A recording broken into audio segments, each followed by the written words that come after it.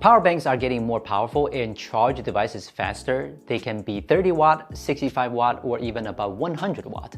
But due to the restriction on the capacity and the portability demand, they would not top up the 30,000 milliamp limit, at least for now. So charging faster in and out should be the right way to go. Today we have the Baseus Edelman 65 watt and 140 watt power banks here.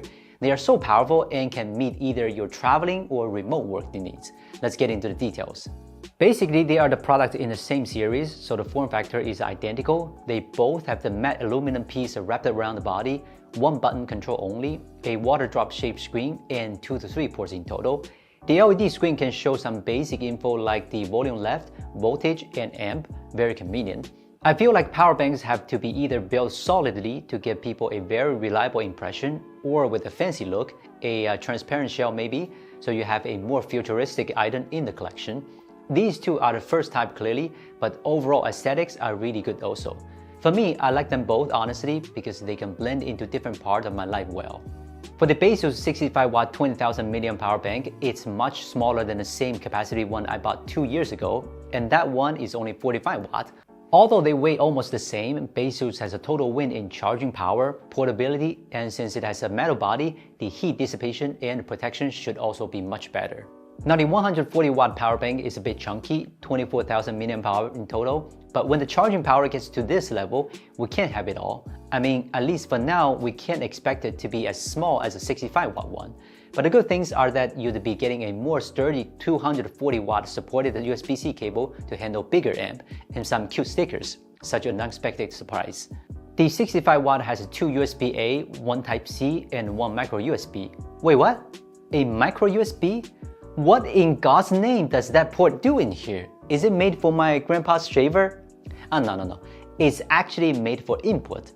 This micro USB can expect the 18 watt input. If you have chargers from previous years, then utilizing this port can save you some money from buying another one.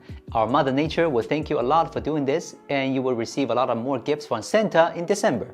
Back to some other ports, with this Type-C port, you can have the maximum 65 watt output if there's only one device is connected, and it can achieve a 60 watt recharge here, but of course, you need to have a 65 watt charger to do that. The other two USB-A ports can output 30 watt each. For the 140 watt power bank, things get more interesting because you can either use this to support some power-hungry devices like a MacBook Pro, gaming laptop, or simultaneously charge multiple devices fast. It claims that it can fast charge over 1,000 devices, so we wouldn't be able to test them all obviously. I bet there's only 0.5% of us will be using this power bank like Pro, so we will just take their word for it. So in detail, this Type-C port can output 140 watt if only this port is working, and the other two ports can output 30 watt in the same situation. If using these ports together, the first Type-C port will be able to support 100 watt and 15 watt or 30 watt from the other two. So if you have some power beasts, this one can be your first pick. Here we have put these two power banks into some tests. Most of them perform well. You can pause to see the results here.